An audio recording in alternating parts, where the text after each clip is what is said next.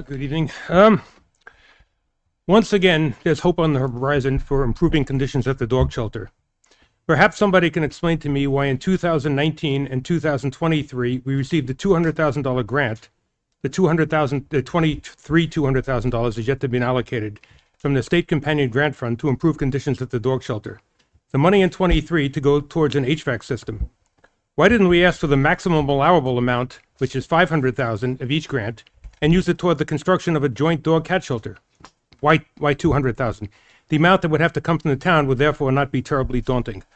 Once again, for those of you that don't know, North Hempstead is the only town on Long Island with no cat shelter. Aside from Mary Ann, does anyone on this board care about the plight of the cats, or being too busy firing half a dozen employees for purely political reasons? Perhaps they just all became incompetent at the same time and deserve to be terminated. We have signs all over North Hempstead saying "not in our town." That's a very good soundbite, but what does it really mean? Yes, we all have to be politically correct in this day and age, but yet we allow innocent animals, in this case cats, to suffer and die on our streets.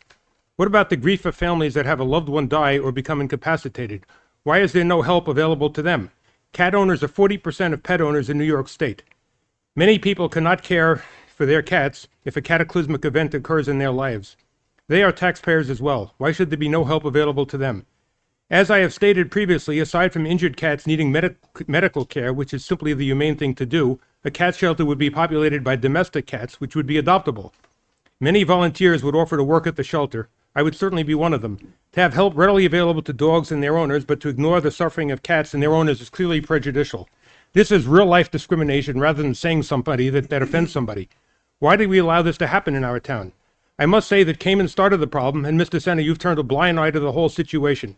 We seem to be moving no closer to having a cat shelter in our town. In fact, as the item on the agenda tonight signifies, if anything, we are moving further away from our goal. Why does every other town on Long Island have one? Perhaps the board members are willing to act in a more humane and caring manner. It is absurd to expect some wealthy philanthropist to bankroll it. We are a wealthy town, and we need to act in a just and humane manner. The suffering of cats on the street in this town has gone on for far too long.